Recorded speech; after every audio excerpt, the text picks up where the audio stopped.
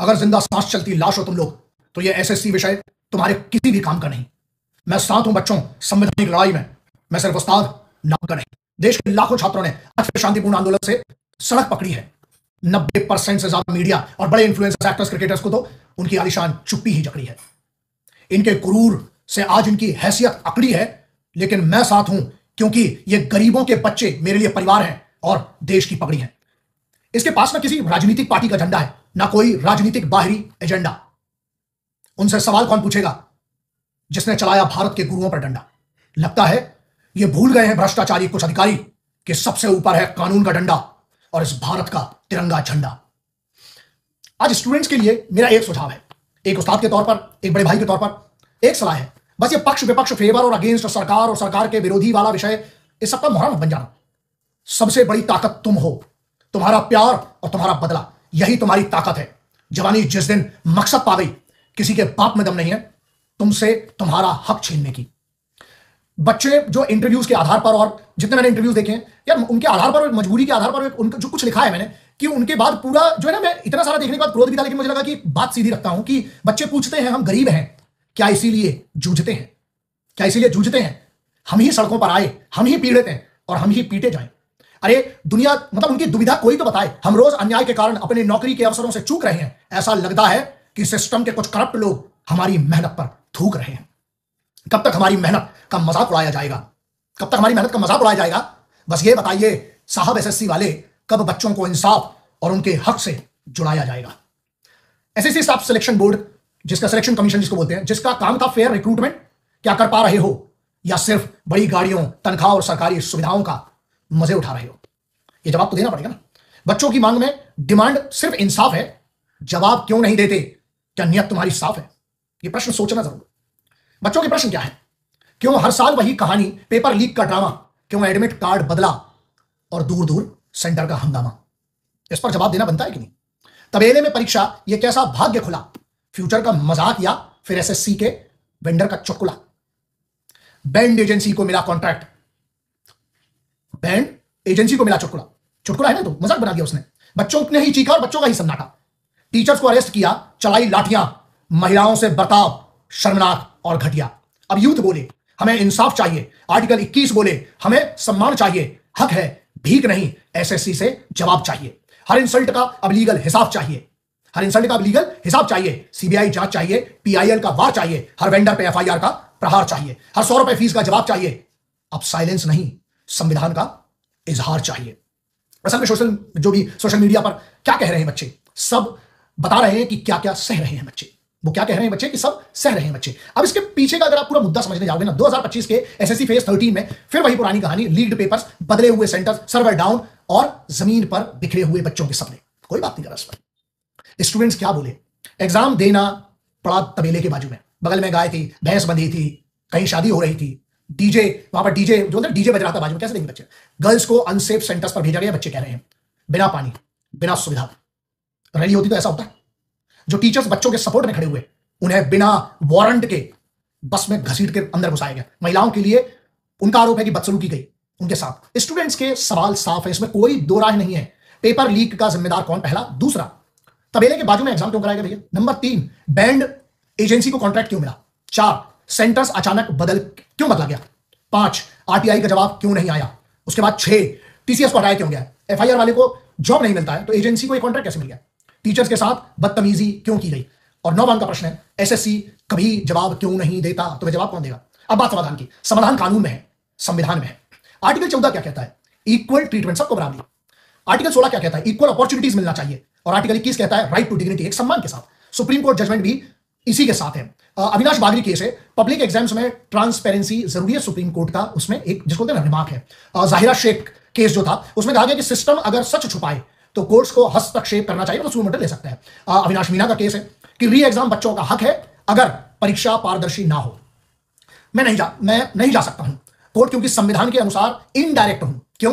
क्योंकि अग्रीव्ड नहीं हूं डायरेक्टली, ना कि जिसको कहते हैं कि मतलब स्टूडेंट्स और उनके टीचर्स डायरेक्ट क्या कर सकते हैं, वो आपको समझना जरूरी है। फिर मैं बताऊंगा मेरा सहयोग क्या है। सुप्रीम कोर्ट में पीआईएल और हाई कोर्ट में भी आर्टिकल 32 और 226 में जा सकते हैं आप बिल्कुल सीधे, जिसमें क्या मांग हो सकती है कि सीबीआई की जांच की मांग की जा सकती है, एसआईटी का फास्ट ट्रैक कोर्ट की हम तुरंत मांग कर सकते हैं, दोषियों पर एफआईआर और हरासमेंट पर जो कॉम्पनसेशन है वो मांगा जा सकता है, री एग्जाम प्लस एग्जाम फी रिफंड होना चाहिए, फाइन के साथ आरटीआई ऑडिट होना चाहिए, एनएचआरसी में कंप्लेंट होना चाहिए, उसकी मांग करी जाना चाहिए। और अगर कोई तैयार है इस पारी पीआईएल को करने के लिए, आप एक काम करें, सुप्रीम कोर्ट आप डायरेक्ट जा सकते हैं और आपकी पीआईएल ड्राफ्टिंग का जो खर्चा होगा उसको भी आप बुलाइए, मैं करवा के देता हूं आपसे।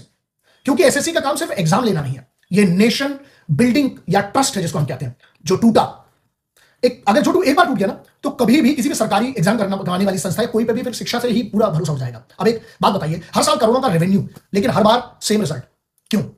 अकाउंटेबिलिटी क्यों नहीं है? Paper leak, server down, zero जवाबदेही। कमाल है ना। अगर आप 10-20-50 रुपए की कोई चीज लेते हैं तो आप प्राइवेट आदमी के खिलाफ एक शिकायत कर सकते हो, सरकार का कानून को देख कंज्यूमर कोर्ट जा सकते हो, लेकिन जो करोड़ों रुपए हर साल इकट्ठे करने के बाद भी आप किसके पास जाओ? ये किसी के पास कोई खबर? कोई खबर नहीं। इस सब रायते का, मिसमैनेजमेंट का, पगड़ी जो जिसको बोलते हैं ना, पगड़ी उछाली गई है, इस करप्शन का जिम्मेदार कौन होगा?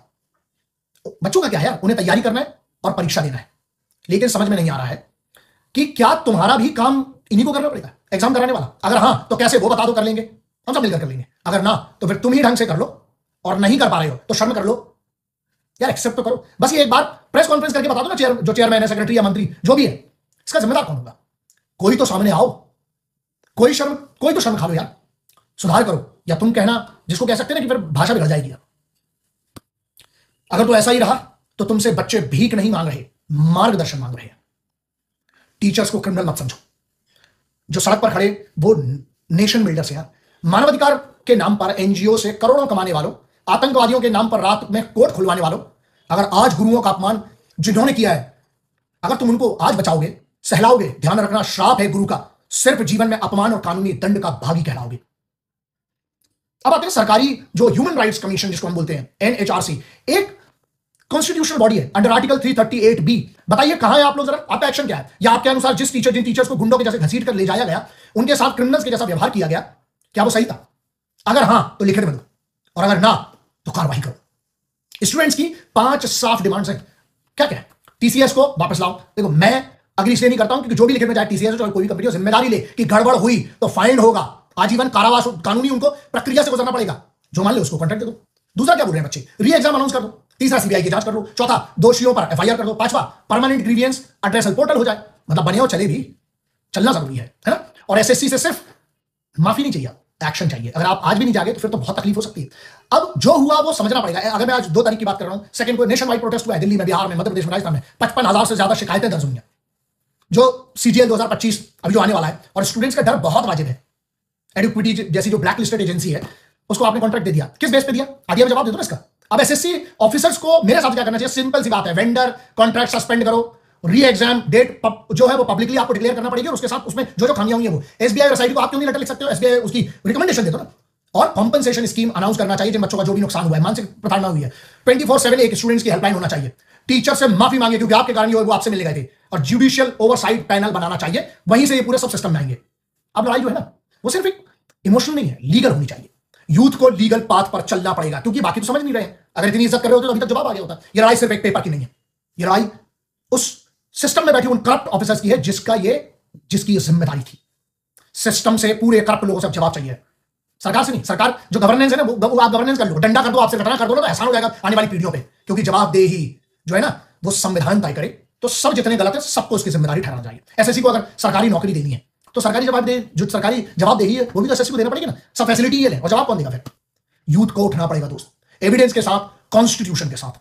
आपको अपने अधिकार जानना जरूरी है, आपको अपनी ताकत जानना जरूरी है। सभी को मिलकर एसएससी और संबंधित अधिकारियों को टैग करना चाहिए और प्रश्न पूछना चाहिए।